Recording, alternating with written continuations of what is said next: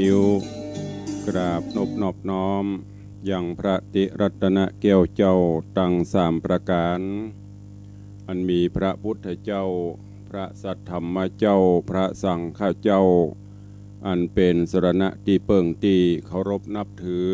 อันสูงสุดในชีวิต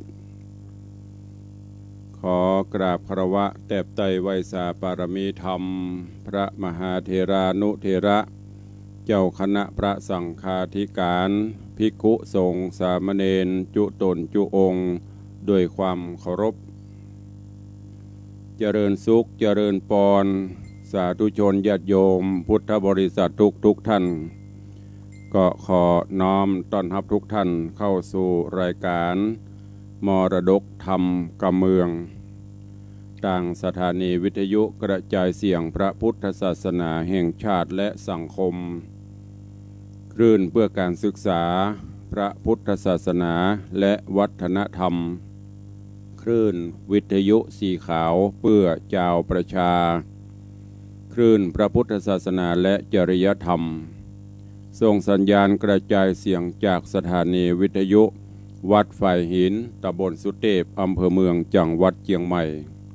สถานีวิทยุวัดหนองกายตำบลสันปะยางอำเภอแม่แตงจังหวัดเชียงใหม่สถานีวิทยุ CM77 วิทยุอินเทอร์เน็ตล้านนาสถานีวิทยุพระพุทธศาสนาจังหวัดเชียงรายสถานีวิทยุคลื่นพระพุทธศาสนาและจริยธรรม96เมกะเฮิรตซ์ในส่วนของคลื่นวิทยุสีขาวเพื่อเจ้าประชาในเมตตาบารมีของท่านเจ้าอาจารย์พระครูอภิวัฒนวิกรมผู้อำนวยการคลื่นวิทยุสีขาว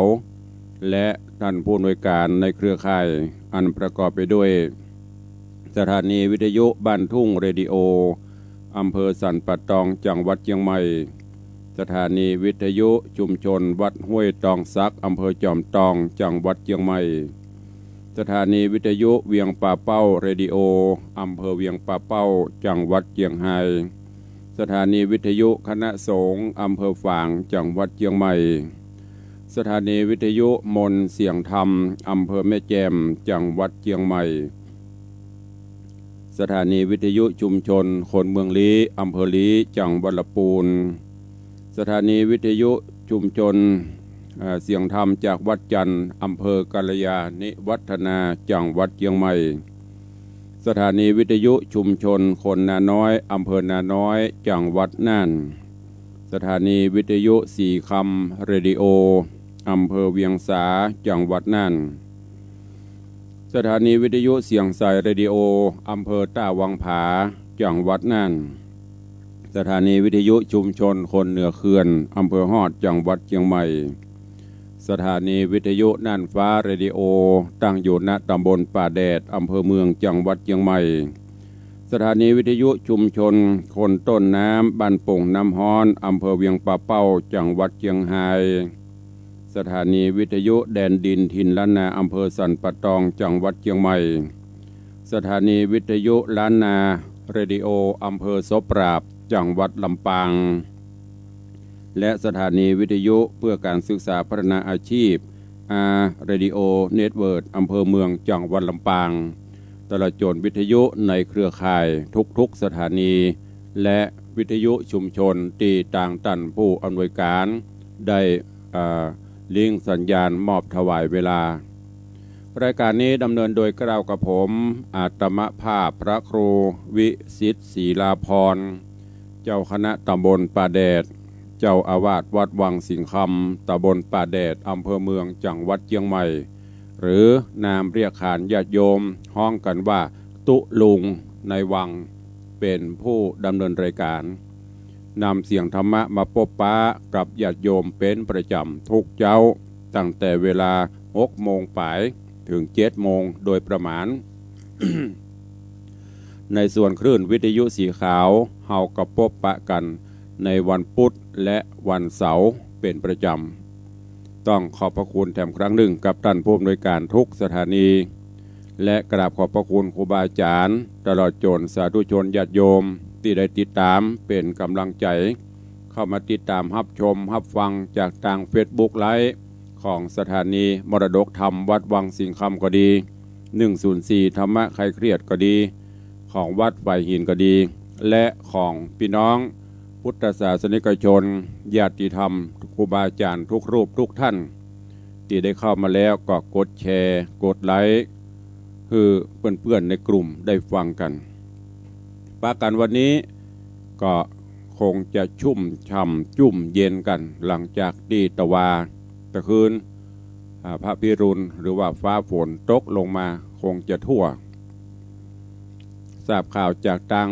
Facebook เฟซไลน์ที่เปิดไล่กันก็เกือบจะทุกพื้นที่ตก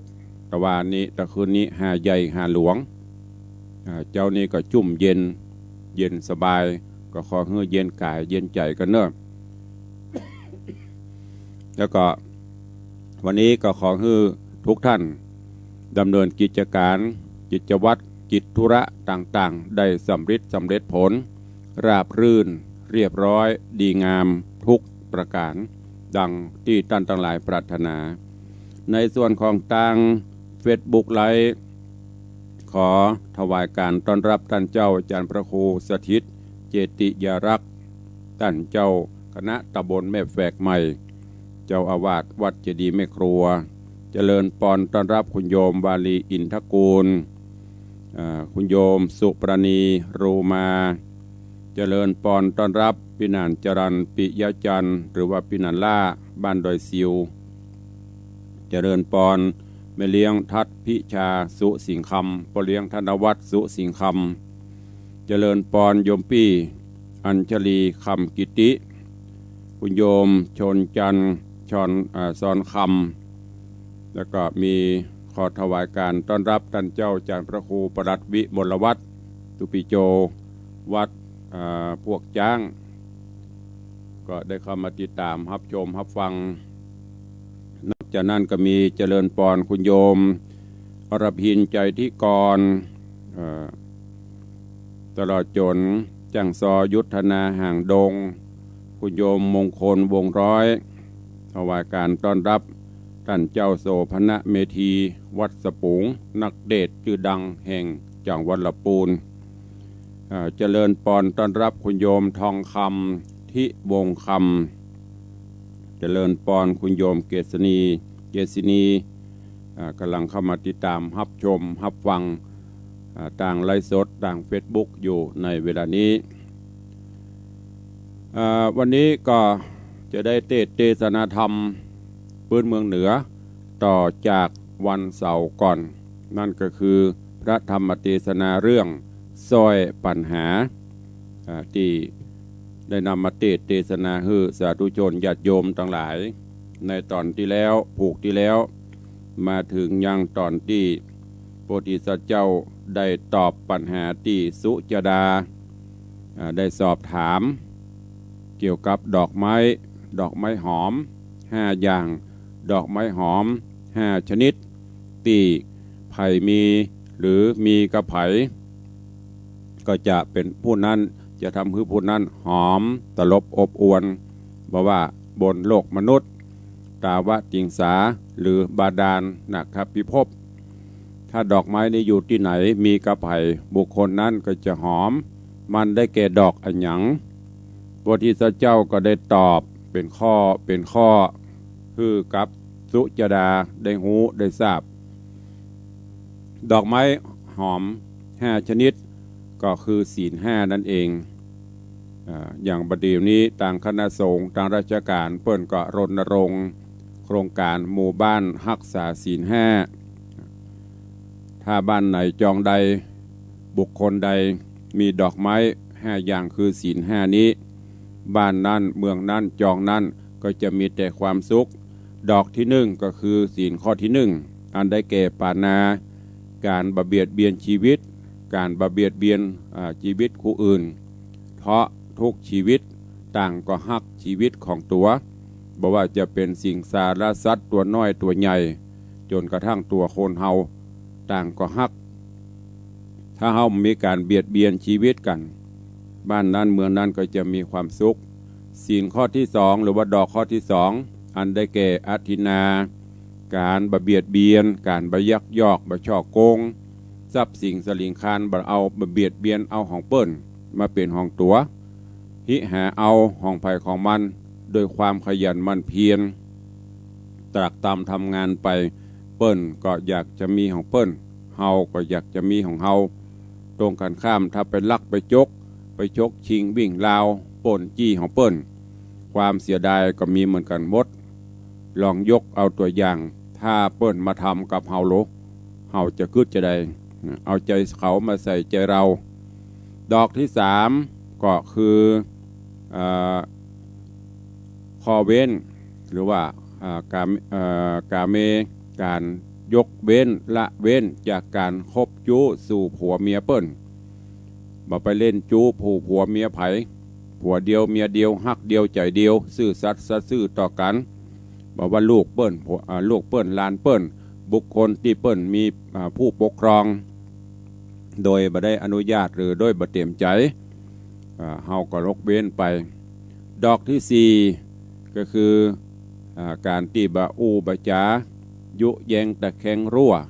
ตลอดจนไปจุไปไล่จุให้เปิ้นตกเบี้ยเสียของดอกที่5ก็คือสุราหรือว่าศีลข้อที่5บ่ไปเสพสุรายาเมาสิ่งเสพติดต่างๆอันจะเป็นการบั่นทอนสุขภาพ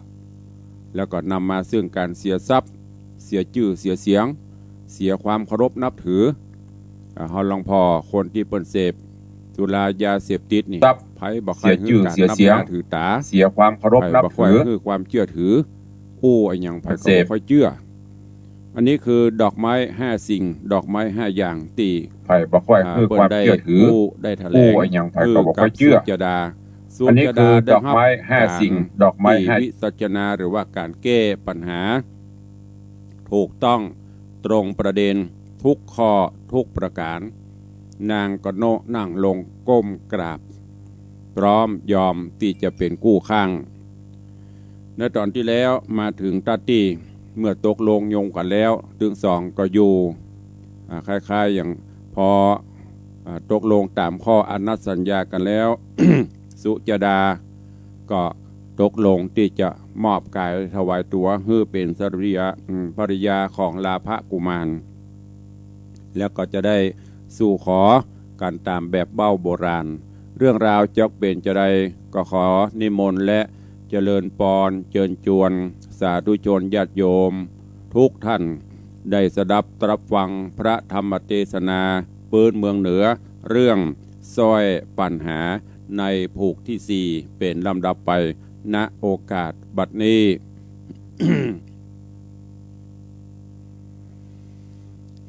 นะโมตัสสะภะคะวะโตอะระหะโตสัมมาสัมพุทธัสสะ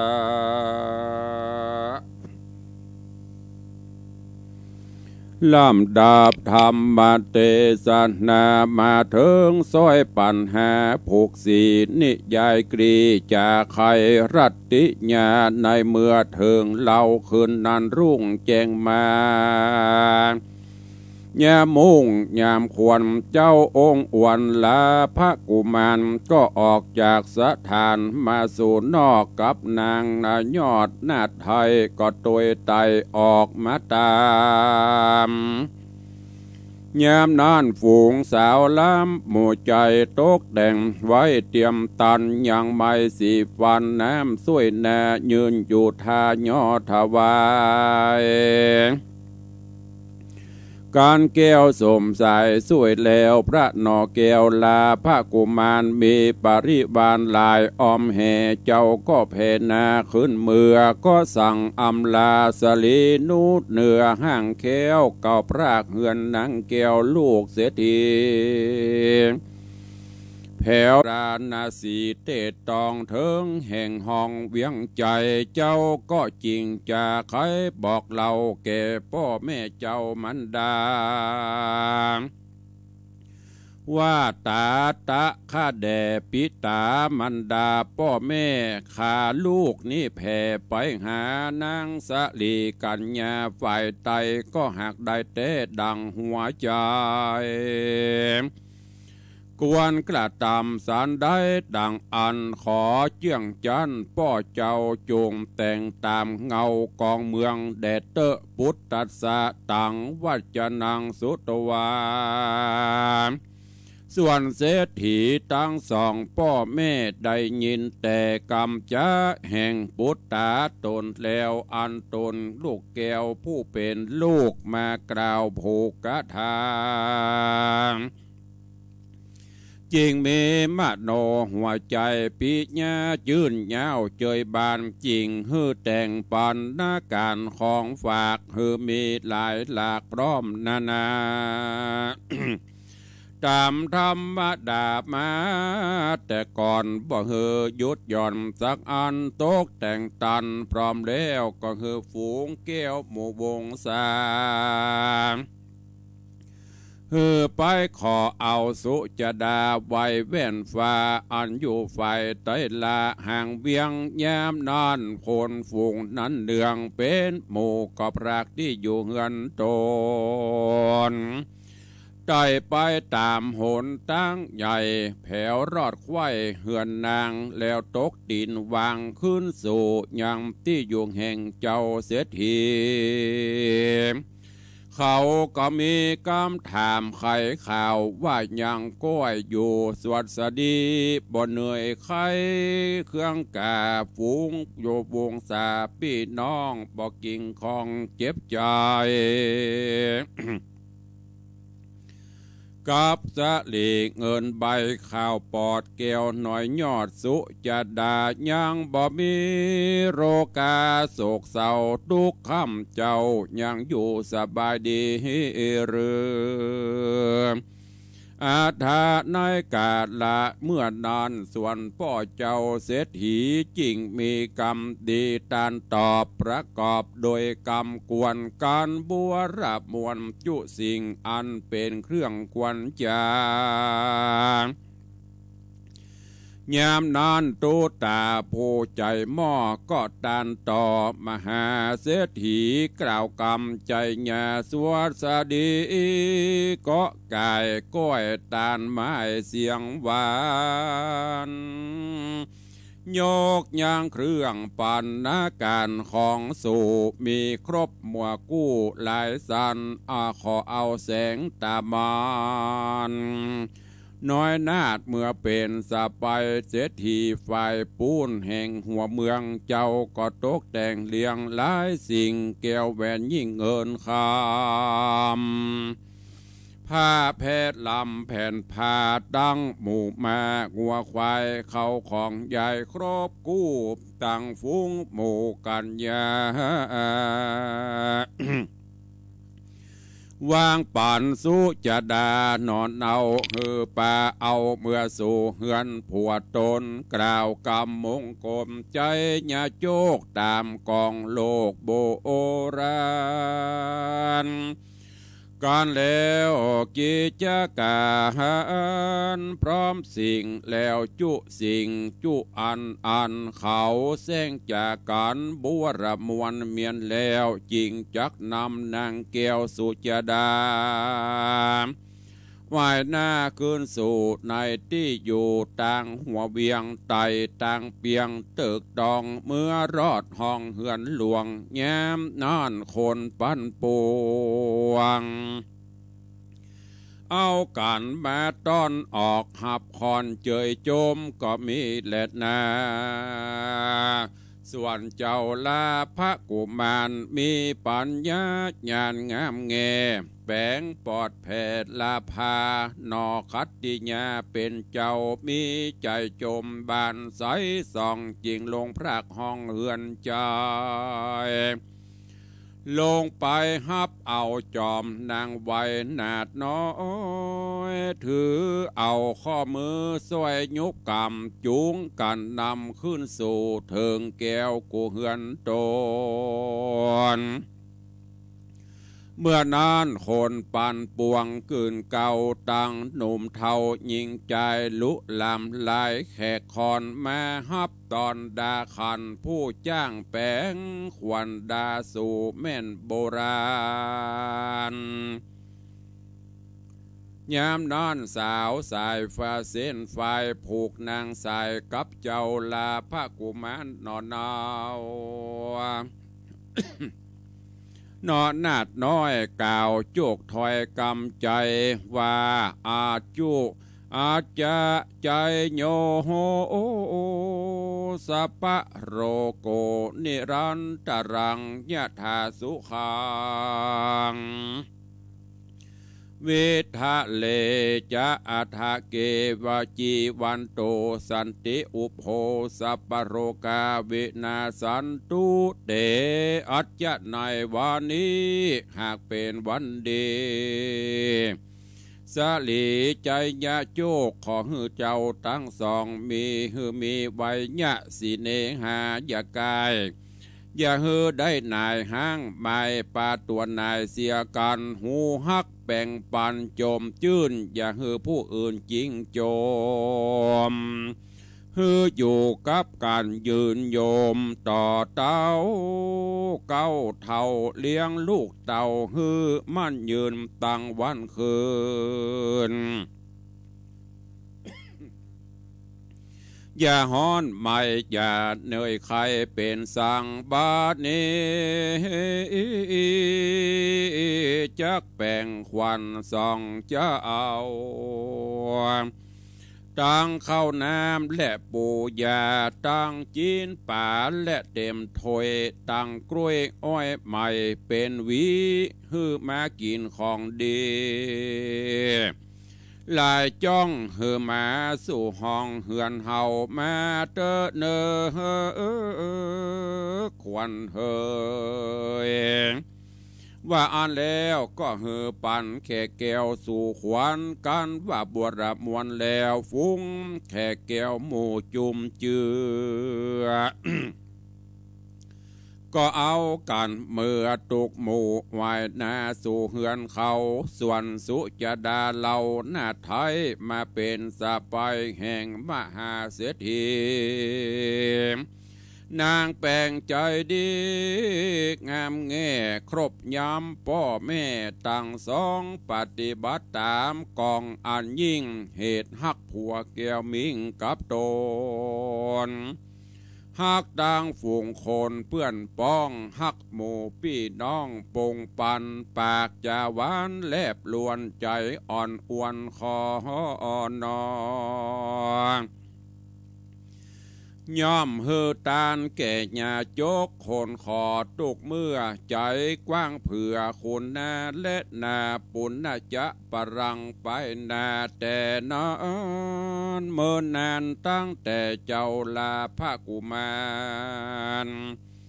ยอดยิ่งกับตังนางแก้วมิงสุจดาเอากันมาสมสู่มาพร้อมหมู่แฝงฟานบ่เมินนานประมาณ5-6 เดือนนางก็ลำเปิงกึดเถิงพ่อแม่อันอยู่แต่ไปลางนางก็จวนเอาผัวขวัญนอดเนาเมื่อใจหาพ่อแม่เจ้าตั้งสองขึ้นขี่รถมงคลเล่มอาจอันจรลากไปโดยมาศีลทุบราชนำไป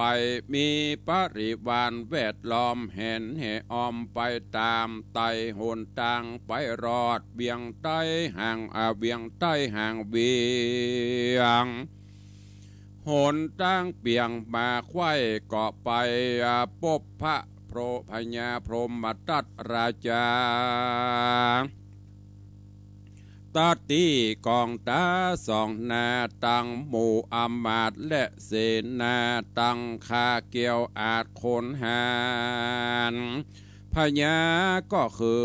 ขึ้นขี่จ้างสานจ้างปลายสานตัวใหญ่ห้างแล้วใส่ปวงคำไหลติดตำกันออกเต็มทุกขอข้างหนตา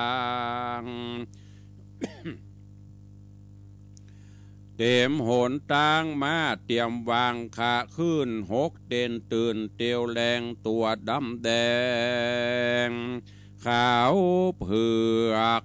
6 เด่นเยือกเป็นสายโลหัวโลดใหญ่กันกว่างเต็มตุกตาตังหลวงฝูงคนปั้นปวงละลื่นมากกว่าหมื่นและแสนเต็มตุกแดนตุกตี้กองมีดนันเนืองหูว่าจอมเจืองเงาลาจาเอาประโยธามาหอดจักไปทอดส่วนแก้วอุญญาณมันยการใส่ใหญ่ขี่โลดไตเตียวมา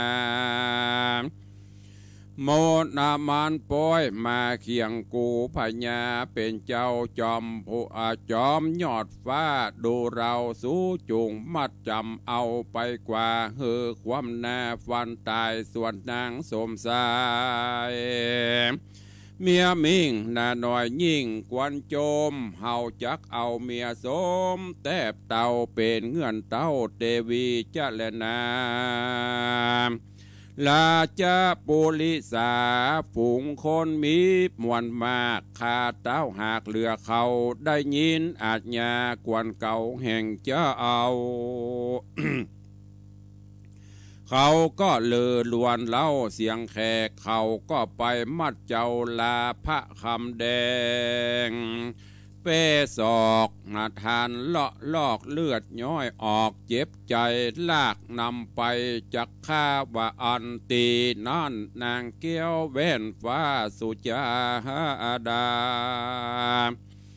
ยาเมื่อเขาผูกเอาสามิกาผัวเตศจักนำไปพรากดาวเขตไปฟันนางก็มีใจพันแกนกั้งแนเฝ้าฟังยินดี เหตุว่ามาฮักเหตุความฮักผัวมีมากใจฟื้นตากเววาส่วนสุจดาหน้าไทยนางก็ร้องไห้ปั่นไปมา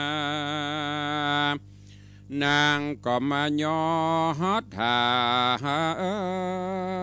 ต่างกล่าวคู่เข่าไว้เอทะไวสานตั้งสัจจะอธิษฐานไปหน่อใจจะอายนางน้องไทยบานขาคอยกล่าวที่ถอยหลายโหนว่าตั้งแต่ข้าเกิดมาเป็นโคนชาตินี้ก็ได้หักษาศีลห้าบ่ได้ขาดสักวันยามแปลงใจงามเลื่อนเราอุปถากพ่อแม่เจ้าอาปำเลินดีตาราบอายุขาได้16 ปีมาลอดยิงได้ผัวเกี้ยวยอดเตรียมตนข้าบ่มีใจทารนโหดกล้าครบยามผัวกำพระดึงวันไงข้าบ่มีใจเกี่ยวใจอื่นบ่มีใจเลวลื่นผัวควร ย่อมแต่งการนะย่อมแต่งการตานเก็บผู้ไรหอดมาหาข้าแป่งใจคอมันเตียงบ่ง่ายเบียงใจดีการสัจจะข้ามีเตียงมันคอนอดลานอดเดปาจังขุนอินตาเจ้าฟ้าขอจุ่มลงมาจูช่วยหือพ้นจากโดยตั้งผ่านจุงมากำจูลาพระกุมารยอดฟ้าอย่าหือตานได้เน่งหนีบขาฟันตายผัวหักนายบ่มีโทษขออินตาเจ้าโพดพานีข้าก็มีแลนานิธิตังขีญาสังวันนาวิเศษจะห้องเหตุธรรมเทศนาซอยปัญหาผูกสีตอนที่หนึ่งก็บังโกมสมเรศสะเดช สาธุชนญาติโยมทั้งหลายได้ติดตามรับฟังพระธรรมเทศนาเรื่องซอยปัญหาซึ่งได้นำมาเทศนาก็ผ่านไป3 ผูก 4 ผูกผูกนี้เป็นผูกที่4อันเป็นผูกสุดท้ายได้ตอนที่1อยู่เรื่องราวในตอนนี้ก็มาถึงถึง2คือลาภะกุมารและสุจดาหลังจากที่ได้สอบถามตรายปัญหากันถูกต้องตามตำนองครองธรรมต่างสุจดาก็ได้มอบกายถวายตัวตามกรรมสัญญากันไว้ว่าหากแก้ปัญหาที่นางถามดอกไม้ดอกหอมที่กล่าวไปแต่ต้นเปิ้นถามกันลาภะกุมารก็ตอบตรงตามประเด็นทุกประการพ่อแม่ของต่างสุจดาก็ชื่นชมยินดีแล้วก็มอบหรือว่ายกลูกสาวคือสุจดาฮือจากนั้นก็ป้ากันไปสู่ยังหัวบ้านหัวเมืองแหมภาคหนึ่งคือเพิ่นอยู่หัวเมืองห่างเมืองพออยู่ไปอยู่มาสุจดาก็คึดเติงหาพ่อหาแม่ว่าจะอยู่เป็นจะได้หลังจากที่ได้ปัดได้พรากจากมาเมินนักเกค่อยมีใจปิกไปเยี่ยมบ้านเยี่ยมจองก็ได้นำเรื่องนี้ไปอู้กับลาภะกุมารผัวของตัวเก่าถึง2ก็ตกลงโปร่งใจก็ล่ำลาป่อของลาภะเพื่อที่จะปิกไปบ้านไปเยี่ยมไปเยือนป่อแม่เมืองของสุจดาในระหว่างทางก็มีพญาตัวหนึ่งถ้าเปรียบนั่นก็คือมารนั่นมาผจญในระหว่างทางจะจับยับเอาลาภะกุมารไปฆ่าไปอย่างแล้วก็จะเอาเมียเปิ้นเอาเมียเปิ้นอีกเด้อ ตอนนี้ต่างสุจดาก็บอกว่าจะช่วยผัวได้จะได้ยกมือ10 นิ้วตั้งวางกิ้วไก่เกษาภาธนาอธิษฐานถึงองค์อมรินทร์พระอินทร์เจ้าฟ้าวานอินวานพรหมขอให้ได้มาช่วยโดยสัจธรรมของนางโดยการที่นางได้ปฏิบัติตามศีลตามธรรมมาโดยตลอดบ่ได้ขาดบ่ได้ละบ่ได้บกพร่องตลอดระยะเวลา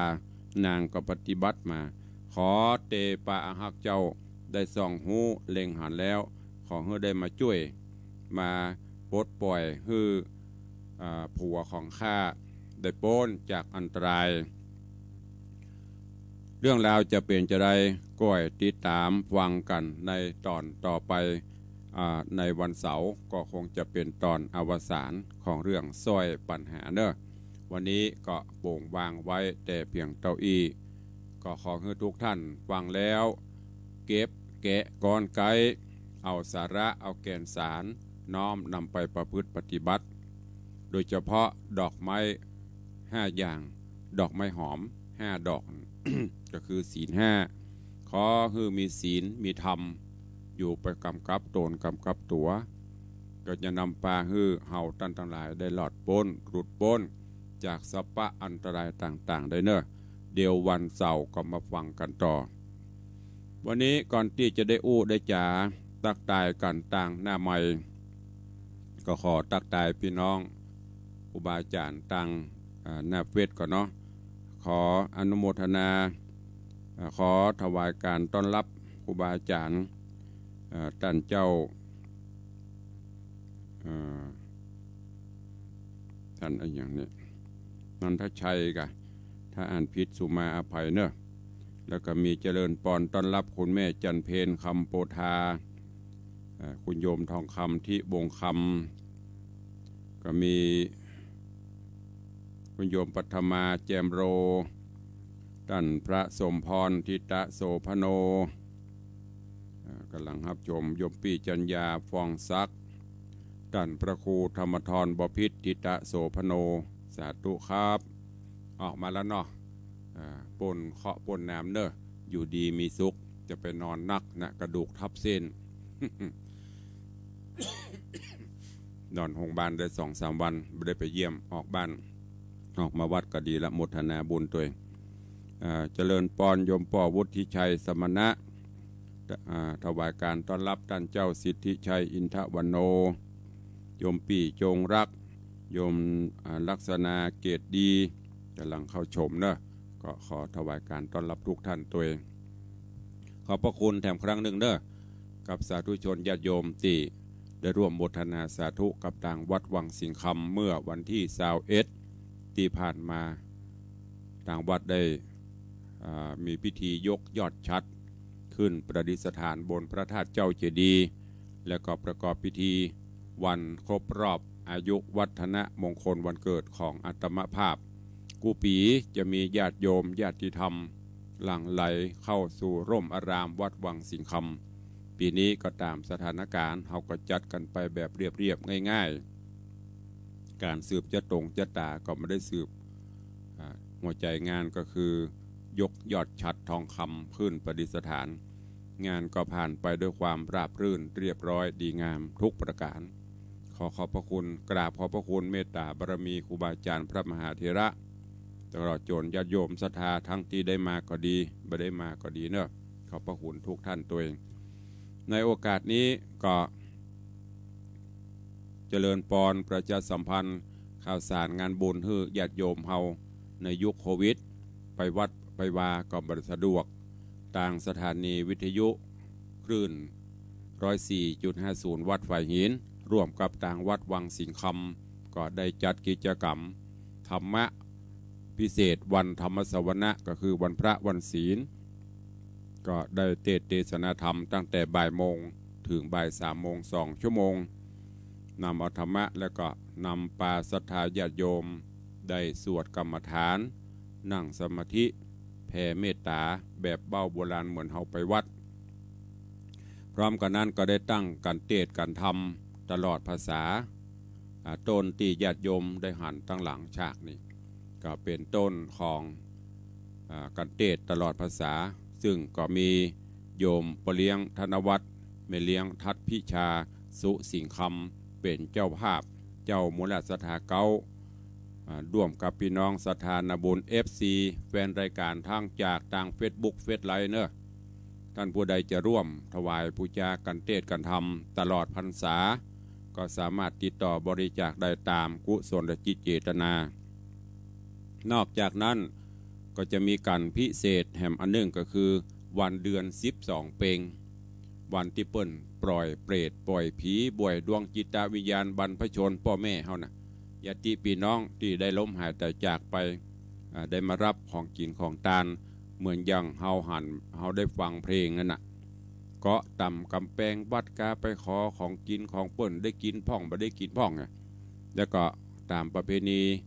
เดือน12เปงเมืองเหนือเฮาเปิ้นก็จะมีการทำบุญสุนทานในโอกาสนี้ก็เช่นเดียวกันเด้อในวันเดือน12เปงก็จะมีการพิเศษ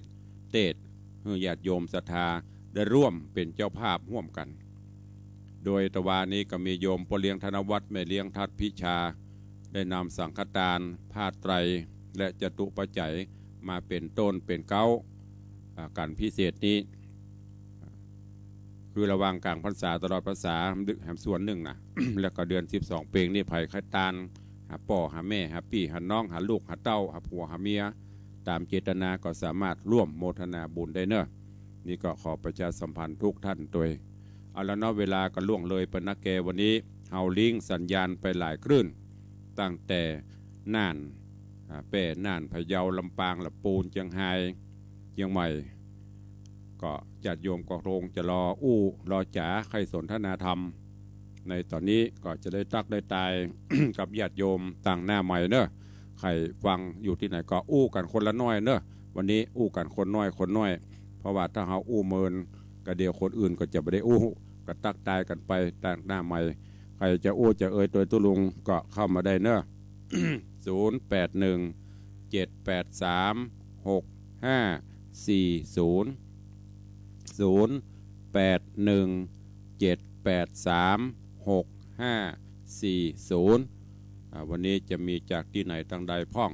จะมีประมาณกี่สายจ้าวันนี้ลิงก์สัญญาณไปประมาณ20กว่าสถานีปุ่นตั้งเหนือกับแถวเมืองฝางบนตั้งใต้ก็ตั้งแต่จอมตองหอดด้วยเต่าท่านเป็นจังหวัดกับปุ่นหูดตั้งแต่เมืองน่านมาก็จะมี FC จะมีแฟนคลับพ่องก็ถ้ามีก็โทรเข้ามาถ้าบ่มีก็เป็นอย่างเนอะสุดแล้วแต่อันนี้ก็เพื่อเอาใจญาติโยมศรัทธาห้างไว้คือญาติโยมศรัทธาเจริญปอนโยมป่อบุญธรรมฮัลโหลครับท่านพระครู ค คำนี้ดอกไม้5 ดอกนั้นแล้วนี่อยู่ทุกสบายใจดีเนาะ มีดอกไม้5 ดอก คำนี้ว่าที่ตัวแล้วนี่ม่วนใจเนาะใครมีดอก5 ดอกนี่หอมตลอดครับหอมตลบอบอวนสาธุอนุโมทนากับปอนเนอร์ครับสวัสดีครับสา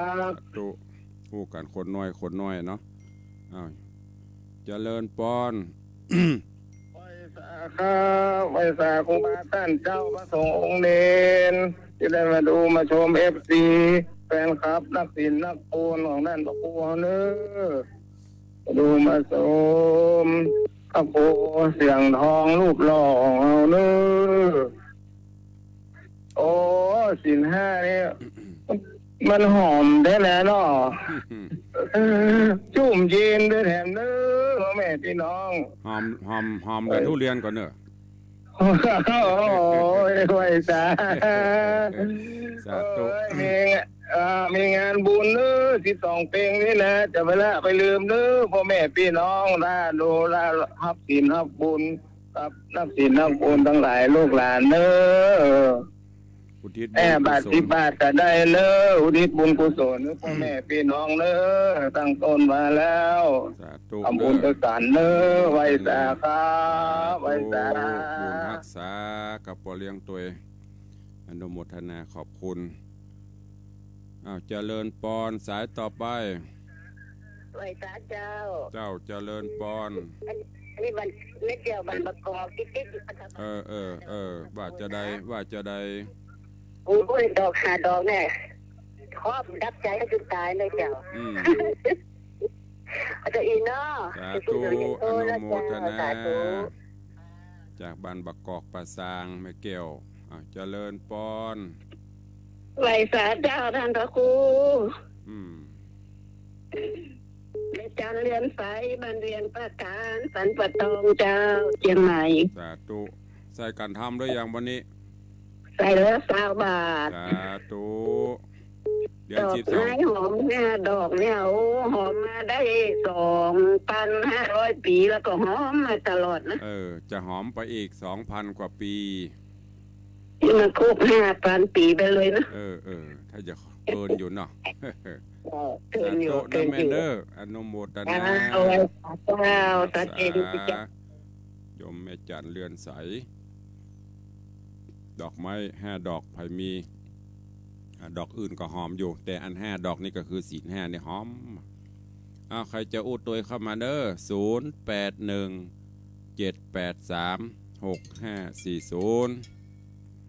เจริญปอนแม่เลี้ยงเป็นกำลังใจให้เด้อท่านเด้อยังเจ้า5 ดอกนี่นะถ้ารักษาได้นะปันหล่ำปันรวยเด้อ5 โคเป็น300,000พุ่นนะรักษาไว้ดีในทั่วสุดยอดอันอย่างของพระพุทธพระธรรมพระสงฆ์เด้อโทรมาให้เป็นกำลังใจตุ๊ปู่เด้อโทรเป็นกำลังใจยามเจ้าสวัสดีเจ้าเจริญปอนปอหลวงวินครับไว้สาครับขอบคุณครับสาธุจะมีเนอเสียงชัดเจนดีสาธุเนอชัดเจนดีฟังอยู่เนอปอหลวงวินเวียงปะเป้าเจริญปอนสาเจ้าตุลุงเจริญปอนจ้ามิโทจากน้ำลาดจอมตองเจ้าที่ไหนก็น้ำลาดจอมตองเจ้าจอมตองเนาะตุจอมตองมาตั้งไตโทรมาผ่องยังแคว้นเนาะสาธุเนอสายต่อไป0817836540วันนี้เข้ามาเป็นกำลังใจกันก็อย่างที่โบเลียงบอกตะกี้เนอะใครจะร่วมโมทนาบุญเดือน12 เพ็งตานหาป่อหาแม่หาพี่หาน้องเฮาตามสถานการณ์เนอะสุดแล้วแต่เจริญปอนแม่ปานไม่ห้ามดอกแล้วนึกว่าลาบดอกขวางเอาไว้ตลอดเนาะถ้าสาวว่าตลอดมันก็เลยหล่นในหลวงเป็นไรเลยรักษาตลอดเจ้าสาธุอนุโมทนากับแม่ปันหมู่คนเฒ่าคนแก่หมู่เฮานี่จะรักษาดอกก็คือศีล5นะรักษาไว้บ่ให้มันได้หลวงได้หล่นไปเวลาก็ย่นย่อเข้ามาใกล้จะหมดแล้วเนอใครจะอู้จะจ้ากับตุลุงก็เข้ามาเนอ0817836540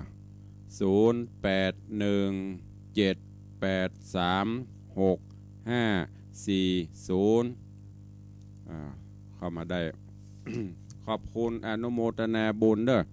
แม่ครูเหรียญทองจันทีร่วมโมทนากันเทศตลอดภาษา500 บาท แม่สุภาอุปนันท์100 บาทแล้วก็มีแถมหลายท่านอยู่ก็เดี๋ยววันนี้จะได้แยกบัญชีมีป่ออย่างก็จากจังหวัดลำปาง ก็เข้ามาโมทนาบุญตัวขอบคุณทุกท่านตัวเข้ามาใหม่0817836540ยมพ่อถาวรพิริยะจากบ้านนาแสงก็ได้ร่วมโมทนากันเทศกันทำตลอดภาษาเจริญปอนตาลิว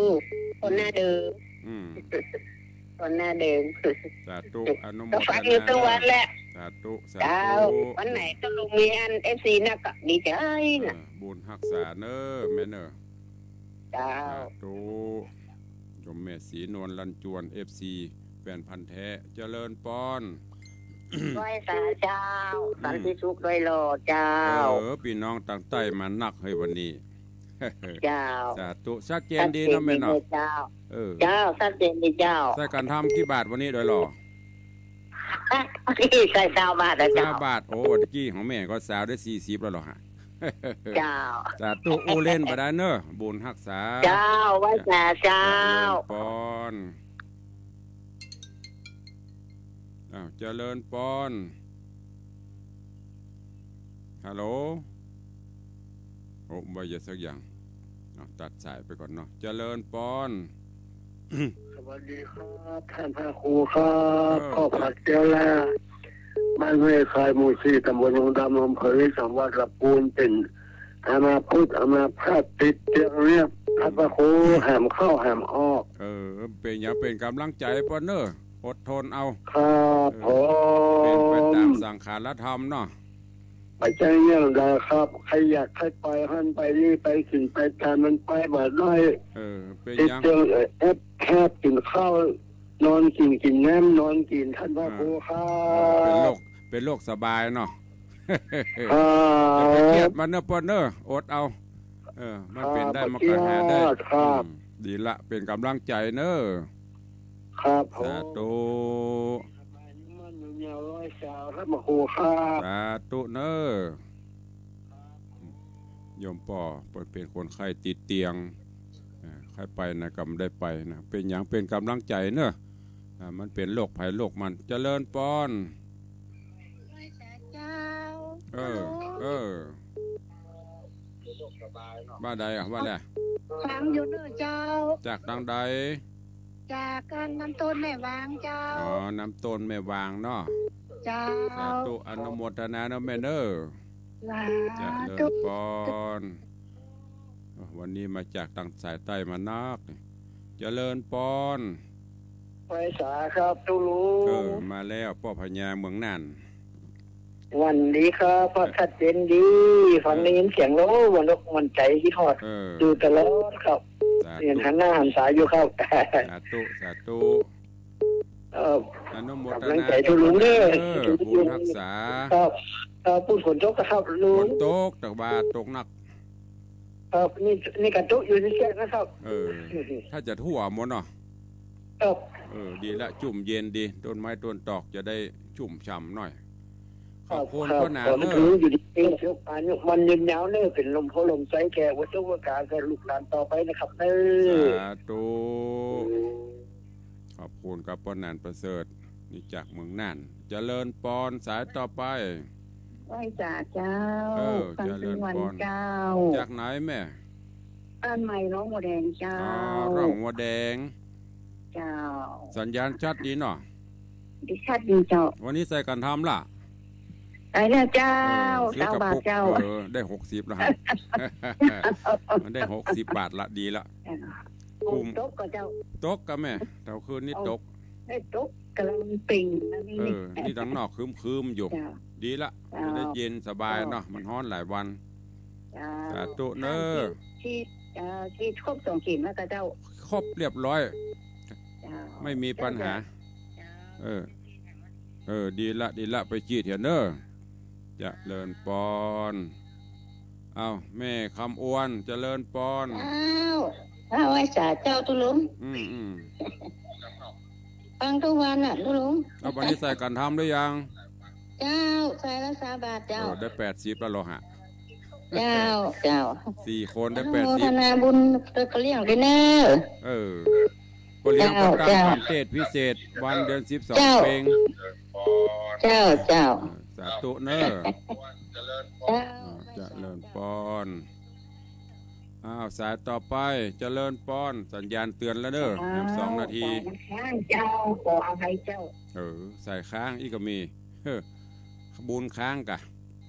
เอาแล้วเนาะพอควรแก่เวลาเดี๋ยวเผื่อทางสถานีคลื่นต่างๆเพิ่นจะมีรายการก็วันนี้ขอบพระคุณทุกท่านเนอะที่ติดตามรับชมรับฟังได้โทรมาให้กำลังใจก็ดีทาง Facebook เฟซไลค์ก็หลายรูปหลายท่านเข้ามาวันนี้ขอบพระคุณทุกรูปทุกท่านตัวเองวันนี้เวลาหมดเวลาขอนำรายการจากไปก่อนเนาะปะกันใหม่ในเจ้าต่อไป วันนี้ขอกุณเกี่ยวเจ้าตั้ง3ประการอภิบาลปกห่มปกปักรักษาปกป้องคุ้มครองพอออกไม่ออกครูบาอาจารย์ท่านเจ้าพอออกไม่ออกสถานบนทุกท่านทุกรูปทุกคนขออยู่ดีมีสุขเจริญไปด้วยโชคลาภลาภสการคิดมุ่งมาตรปรารถนาสิ่งหนึ่งประการใดโสมดังมโนในไฟอ้างปนจากภัยคือไก่จากเบนห่างไกลจากโรคระบาดโควิด19เนอะอยู่ดีมีสุขเหมือนกันทุกรูปทุกตนทุกองค์ทุกท่านทุกคนอายุวันโน